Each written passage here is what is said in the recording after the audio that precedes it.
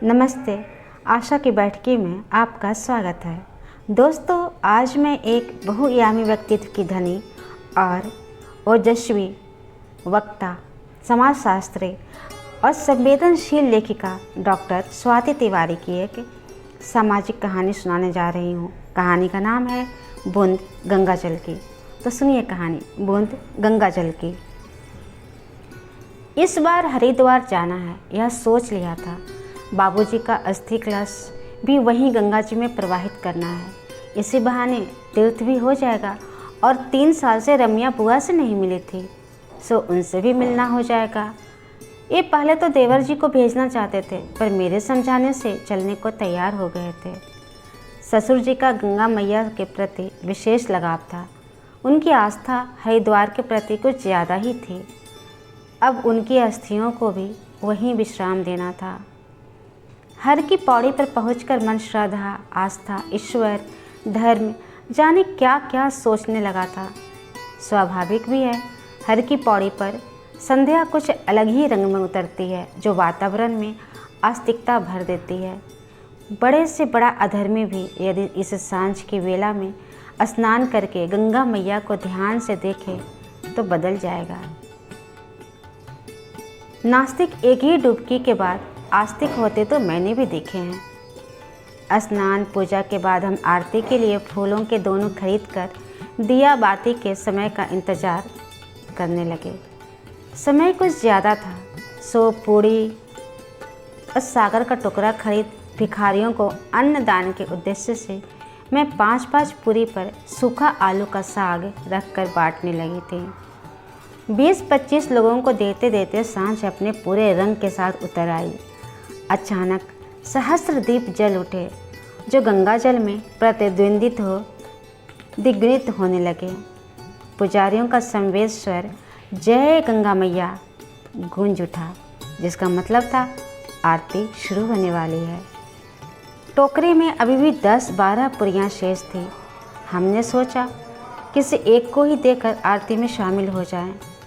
ज्यों ही मैं पुरियाँ बटोर भिखारिन को देने के लिए झुकी, उसकी नज़रें मेरी नज़रों से टकराई तो लगा यह जाना पहचाना चेहरा है। शायद वह मुझे पहचान गई थी। उसने शॉल जैसे कुछ ओढ़ रखा था, उससे उस कपड़े से अपना मुंह को ढक लिया था। मैं सोचती इससे पहले ही ये मुझे खींचते हुए चलने को कहने लगे, अरे चलो, आरती में फिर जगह नहीं मिलेगी, चलो भी अब। इनके स्वर में बंधी मैं चली गई आरती में, पर ध्यान और चित्त उन 2 आँखों को पहचानने के लिए जैसे वहीं छूट गया। उसका गौर वर्णी खूबसूरत चेहरा, तीखे नए नक्श कुछ पहचाने से लग रहे थे। मैं दोबारा उस चेहरे को देखना और कुछ बात करना चाहती थी, लेकिन ये इतना जल्दी करते हैं कि पूछो मत। आरती खत्म होते ही घाट पर आकर गंगा जल में चमकते दीपों और बिजली के लट्टुओं में फैलते अलौकिक सौंदर्य पर नजरें गड़ाकर बैठ गए थे। घाट पर चहल पहल अभी भी काफ़ी थी। मुरमुरे, चने, केले, चाट वाले अपनी अपनी बिक्री में लगे थे। स्नान ध्यान वाले कम हो गए थे, पर पूरे वातावरण में अगरू चंदन की दिव्य सुगंध व्याप्त थी। कुछ छोटे छोटे मंदिरों से आते घंटियों के स्वर मधुर लग रहे थे। मैंने इनके पास घाट की पौड़ियों पर बैठते हुए कहा, सुनिए, अभी हमने जिन्हें पूरियाँ बांटी उनमें एक भिखारी मुझे जानी पहचानी लग रही थी। तुम्हें भी ना तो हर चेहरा मिलाने की आदत है, किसी को भी देखते ही कह दोगी आपका चेहरा अमुक व्यक्ति हीरोइन से मिलता है। इन्होंने व्यंग्यात्मक हंसी के साथ कहा। इनके कहने के अंदाज से दोबारा जाकर बात करने की मेरी हिम्मत नहीं हुई। रमिया बुआ के घर पहुँचे तो वे बड़ी खुश हुई। बरसों बाद भतीजा बहू आए हैं, इस बात को वे कई बार दोहरा चुकी थी। हम लोग देर रात तक बातें करते रहे। रात सोते वक्त भी जैसे वे 2 आँखें, वह खानदानी चेहरा, वे तीखे नया नक्श मेरे सामने आ गए और मैं करवट बदल कर सोचती रही कौन हो सकता है वह। लेकिन कुछ याद नहीं आ रहा था कौन है वो। सोचते सोचते नींद आ गई। सुबह रमिया बुआ जी की बहू साधना ने चाय बनाकर मुझे उठाया तो सिर दर्द से भारी हो रहा था। साधना मेरा चेहरा देख समझ गई और डिस्प्रिन की टैबलेट ले आई थी। मेरा मन आज भी जाकर उस महिला से मिलने का हो रहा था। पता नहीं क्यों मुझे लग रहा था कि वह कोई बहुत परिचित चेहरा है, बहुत जाना पहचाना चेहरा है, लेकिन कुछ समझ में नहीं आ रहा था। लेकिन इतना तो समझ में आ रहा था कि वो कोई परिचित चेहरा है, लेकिन उसका इस तरह हरिद्वार में मंदिर प्रांगण में होना कुछ रहस्यमय है। मैं बाजार के बहाने से साधना को लेकर फिर गंगा घाट की पावन हर पौड़ी के पहुंच गई थी। मंदिर प्रांगण के सफाई करते हुए वह स्त्री थोड़ी ही देर में मुझे मिल गई थी। उसे देखते ही मुझे एक अनजानी खुशी हुई। मुझे देखते ही वह जाने लगी। सुनो, अरे सुनो, मैंने आवाज़ लगाई। जी। वह रुक गई। तुम कहाँ की रहने वाली हो? मैंने जिज्ञासा बस पूछा। जी मालूम नहीं, बचपन से हरिद्वार गंगा घाट की सफाई करती हूँ, यहीं की हो गई समझो। तुम्हारा चेहरा बहुत पहचाना सा लगा, इसलिए पूछ रही हूँ। वह चुपचाप काम करती रही। अचानक जैसे मेरे बंद चक्षु खुल गए। अरे तुम कहीं हमारे घर के सामने वाले रघु काका की विधवा बहू बिमला भाभी तो नहीं हो? तुम रंजना जी, तुम्हें तो मैं कल ही पहचान गई थी। उसके चेहरे पर क्षणिक प्रसन्नता आई और चली गई। आंखें पथराई सी हो गई। जाने कितने खुशी के पल आए और तैर कर चले गए। फिर कुछ जानने की लालसा से उठकर फिर बैठ गई। रह गया केवल पथराई आंखों का सच, जो उसके गम का, उसकी पीड़ा का, उसके बरसों से दबे घावों पर जमे हुए लाभे का बयान कर रहा था। चलो, मंदिर के पीछे मेरी कुटिया है, अगर तुम बैठना चाहो तो, वह बोल रही थी। मैं उसके पीछे पीछे चलने लगी। साधना के लिए थोड़ा अटपटा और अनावश्यक काम था। कहाँ हम दीवान परिवार की बहुएं सम्मानित, कहाँ वह भिखारन मंदिर की सफाई कर्मी। वह मुझे अचरज से देखते हुए चुपचाप खड़ी थी। साधना आओ, चलते हैं कुछ देर में। भाभी आप मिलकर आओ उनसे, मैं यही मंदिर के दर्शन कराती हूँ। अच्छा। मैं बिमला भाभी के घर की तरफ बढ़ने लगी। यहाँ कब से हो बिमला भाभी? अब तो कुछ याद नहीं जीजी, हाँ 17 साल तो हो ही गए होंगे, वे बोली। उनकी कुटिया आ गई थी। उन्होंने दरवाज़ा खोला और चटाई बिछा दी। बैठते हुए ही मैं चुप ही थी, पर उनका चेहरे से लगा जैसे वह कुछ जानना चाहती हैं। आपके बच्चे नहीं आए क्या? सहज सा प्रश्न था, पर लगा जैसे वे अपने बच्चों की पूछ रही हो। नहीं, ससुर जी का स्वर्गवास हो गया है ना, तो हम उनकी अस्थि कलश लेकर आए थे। अच्छा, वहाँ हमारे परिवार में तो सब ठीक है ना रंजना दीदी? हाँ, लेकिन आप यहाँ कैसे? वहाँ तो चर्चा थी कि आपके मायके वाले आपको ले गए हैं। नहीं जीजी, मायके में था ही कौन, अकेली माँ ही थी जो अब नहीं रही। अच्छा, कौन कौन है वहाँ घर पर जीजी? कभी आप जाती हैं क्या वहाँ पर? वे क्या जानना चाहती हैं वह मेरी समझ में नहीं आ रहा था। काका तो अब रहे नहीं, बड़े भैया, भाभी, छोटे भैया, माँ जी, बच्चे सभी बड़े हैं। बड़े भैया ने ब्याह कर लिया है, उनके भी 2 बच्चे हैं। छोटे के 3 बच्चे हैं। अभी तो सब बड़े बड़े हो गए हैं। एक लड़का रघु काका ने गोद लिया था, अनाथ है बेचारा, वह भी उन्हीं लोग के साथ रहता है। बहुत होशियार है पढ़ने में। इस 10वीं में वह अव्वल आया है। अखबार में उसकी फ़ोटो भी छपी थी। मैं बोले जा रही थी, वह चुप मुझे देख रही थी। अचानक वह जिज्ञासु हो गई। अच्छा, कैसा दिखता है वह? देखने में तो कछावर है, बिल्कुल रंग गोरा चिट्टा, आपकी तरह ऊंचा कद और गंभीर होता प्रतीत होता है। रघु काका बड़ा लाड़ प्यार करते थे, मैं बता रही थी। करेंगे क्यों नहीं, है तो उनका ही खून, वे ताप में बोल गई थी। क्या? नहीं, मेरा मतलब है लाए हैं तो पालेंगे ही। पर मेरी पैनी नज़र पहचान गई थी, वे कुछ जानती हैं, इसलिए मैंने बात आगे बढ़ाते हुए पूछ लिया, आपने देखा है उसे? हाँ, देखा क्यों? वे रुक गई। नहीं नहीं, मैंने कहाँ देखा, पर देखने की इच्छा है। वे कहीं खो गई थी। पता नहीं क्यों अब मुझे लगने लगा था कि उस बच्चे और बिमला भाभी में कुछ रिश्ता है जो रहस्य है। मैंने उनके चेहरे को ध्यान से देखा। उनकी आंखें नम थी। उन नम आंखों में क्या था? कौन सा दर्द जो मुझे भी दुखी कर रहा था? एक अनकही पीड़ा की जमी हुई बर्फ तरल होने लगी थी। शायद मेरे अपनत्व की आँच में पिघलने लगी थी और प्रवाहित हो बाहर आना चाहती थी। मैंने अपनी भी नम आँखों को पोंछा तो बिमला भाभी को लगा मैं उनकी पीड़ा समझ रही हूँ। वे रुलाई के बांध को रोक नहीं पाई और उस रोने के साथ उनके अंतर मन के रहस्य भी बहकर मन के बाहर आ गया। मैंने उनके कंधे को थपथपाया। भाभी चलो, तुम अपने घर लौट चलो। यहाँ भिक्षा क्यों मांग रही हो? भिक्षा करके क्यों जी रही हो? तुम्हारा इतना भरा पूरा घर है।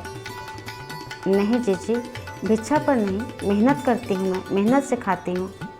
पर उस दिन तो तुम घाट पर भिक्षा मांग रही थी, पुरियाँ लेने के लिए बैठी थी तुम। हाँ, जो तुमने देखा वह सच है, पर वह मेरे लिए नहीं है जीजी। मैं तो अपना खुद कमाकर अपना बनाकर पेट खाती हूँ। वह जो मिलता है ना, वह 2 छोटे छोटे बच्चों को पालने के लिए मांगती हूँ। यहाँ एक औरत सफाई का काम करती थी। टीबी से साल भर पहले वह मर गई। उसके 2 छोटे छोटे बच्चे हैं, यही पास में खोली में रहते हैं। मैं रोज़ उन बच्चों के लिए खाना लेकर आती हूँ और उन्हें खिला देती हूँ। अच्छा, यह तो बहुत अच्छा काम है। मैं समझी कि तुम भिक्षा मांगती हो भाभी। फिर मैंने आगे कहा, घर की याद नहीं आती है क्या भाभी? वे मेरे प्रश्न पर कुछ देर मौन रही, फिर बोली, आती है, बहुत याद आती है, पर भाग्य के आगे। लेकिन तुमने घर क्यों छोड़ा? मैंने कहाँ छोड़ा, बाबूजी ही लाकर छोड़ गए। बोले पलट कर कभी लौटी तो तेरी इसकी जान ले लूँ। किसको? किसकी जान लेंगे? कुछ नहीं जीजी, छोड़ो। तुम्हारी विधवा होने के 2 साल के बाद ऐसा क्या हुआ था? चौंकते हुए विमला भाभी ने सिर झुका लिया। दीदी, ना ही पूछो तो अच्छा है। नहीं भाभी, बताओ तो, पता तो चले। पैसे वालों के घर में और क्या क्या होता है, घर में और कौन कौन सा छुपा छुपा के लोग गलत कुकर्म करते हैं। जीजी, वो अनाथ बच्चा जिसकी तुम बात कर रही थी, वो अनाथ नहीं है। उसके माँ और बाप दोनों जीवित हैं। क्या? हाँ, मैं उसकी माँ हूँ। तुम उसकी माँ हो? तो पिता कौन है? जब तुम विधवा हुई, मुझे याद है, जब तुम विधवा हुई थी तब तो तुम्हारी गोद सूनी थी। हाँ भाभी, बताती हूँ। उस वक्त मैं 25 वर्ष की आयु थी जब मैं विधवा हुई। तो घर में सास ससुर थे, विधुर जेठ थे, देवर देवरानी थे, भरा पूरा घर था। मायके में तो केवल माँ थी। ससुर ने घर के कामकाज को देखते हुए माँ से आग्रहपूर्वक मुझे ससुराल में ही रहने की बात की। माँ ने सोचा जवान जहान विधवा बेटी को अपने घर के बजाय यहीं सुरक्षित रहेगी, और हाँ कर दी। बेटी अपने ससुराल में रहे, इससे अच्छी बात और क्या हो सकती है। ससुर और जेठ ने कहा था कि वह मुझे पूरा सम्मान और मर्यादा से रखा जाएगा। मुझे वहाँ पति की संपत्ति का हिस्सा भी मेरे नाम होगा। शुरू के तो 2 साल उन्होंने वादा पूरा किया। मैं पूरी तरह से सम्मानित जिंदगी जी, लेकिन बाद में एक दिन विधुर जेठ जी का मन डोलने लगा। पहले धमकाकर, फिर हक जताकर वे मेरे तन पर अधिकार जमा बैठे। कुछ वक्त तक भेद बना रहा, पर गर्भ में उस अभागे के आते ही सास ससुर ने मुझे ही दोषी ठहराया। वक्त ज़्यादा हो गया था, गर्भपात से बात खुल सकती थी। तीर्थ के बहाने सास ससुर यहाँ ले आए और जाते वक्त मेरा बेटा तो ले गए, पर मुझ अभागन को यहीं छोड़ गए। तब से मैं यहीं हूँ। सारी सच्चाई सुनकर मैं हतप्रभ थी। मैं आश्चर्यचकित भी बहुत थी। इस औरत की ज़िंदगी में ग्रहण लगाने वाला वह पुरुष ठाठ से उसी घर में अपने परिवार के साथ रह रहा है, बहुत ही सम्मानित तरीके से पारंपरिक व्यवसाय कर रहा है। उसने दूसरा ब्याह कर लिया, 2 बेटों का बाप बन गया। उसे अपने कर्म की कोई गलानी तक नहीं है। और यह औरत, जिसने कोई गलती नहीं की, जिसके शरीर पर बलात् अतिक्रमण हुआ, जिसने न केवल उसके जिस्म को घायल किया था, उसकी रूह को भी घायल किया, जो जलील भी हुई और बर्बाद भी। सिसकी तक नहीं ले पाई। कैसा न्याय है यह। ससुर बेटा ले गए क्योंकि उनका अपना खून था, पर इस पराई कोख की जाई को दर दर की ठोकरें खाने यहीं पटक गए क्योंकि पराई कोख की जाई थी। मैं आवेश में आ गई। तुम चुप क्यों रही भाभी? विरोध तो करती। कैसे विरोध जीजी? चांद सूरज पर ग्रहण लगता है तो कुछ देर बाद मुक्त हो जाते हैं, पर स्त्री के जीवन पर लगे ग्रहण से वह मुक्त कभी नहीं हो पाती। इंद्र की कथा क्या नहीं जानती हैं आप? इंद्र की स्वेच्छाचारिता की सज़ा अहिल्या को दी गई थी, तभी तो समाज दोषी को नहीं निर्दोष को दंड देता आ रहा है। लेकिन अब तो तेरा बेटा बड़ा हो गया है, तुम मुझसे बताती क्यों नहीं? बताना चाहोगी उसे? मेरे प्रश्न पर वह सतर्क हो गई। नहीं जीजी, और आपको मेरी कसम है, जो किसी को बताया तो बेटा घर में एक तरह से बाप के पास है, वही सुखी है, पढ़ लिख रहा है। मेरे पास रहता तो क्या मिलता? मंदिर की सीढ़ियों की सफाई, जूठी पत्तलों को उठाने के अलावा क्या सम्मानित जीवन जी मिल पाता उसे? और इस घटना में मुझ पर ही अंगुलियां उठती, 100 सवाल पूछे जाते, मेरे चरित्र को कटघरे में खड़ा कर दिया जाता, और एक दिन जवान बेटा होकर भी यही सवाल दोहराता। मैं मुक्त थी। साधना दरवाजे पर खड़ी थी। मैं उठ गई। अच्छा भाभी, कल आऊँगी कहकर अगले दिन मैं गई। एक साड़ी, कुछ रुपये और उनको अपना पता उन्हें दे आई, और उनका पता भी मैं ले आई थी। विमला भाभी उदास थी। हरिद्वार से घर लौटने के बाद सामान निकालते वक्त पत्ता हाथ में आ गया। विमला भाभी का पता था। मैंने उन्हें पत्र लिखा और अपने बेटे के जन्मदिन की ग्रुप फोटो में निशान लगाकर विमला भाभी को उनके बच्चे की फ़ोटो भी भेज दी। 17 सालों से तरसती पथराई आँखों को शायद एक बूंद गंगा जल की कुछ तो राहत दे जाए, यही सोचकर। इतिश्री। उम्मीद है आप सभी को यह कहानी पसंद आई होगी। ऐसे ही साहित्य की अनमोल कहानियों को सुनने के लिए इस चैनल को सब्सक्राइब अवश्य कर लें और कमेंट करके बताइए कि आपको इस कहानी में क्या अच्छा लगा। लाइक अवश्य करें और अधिक से अधिक अपनों को इसे शेयर करें। धन्यवाद।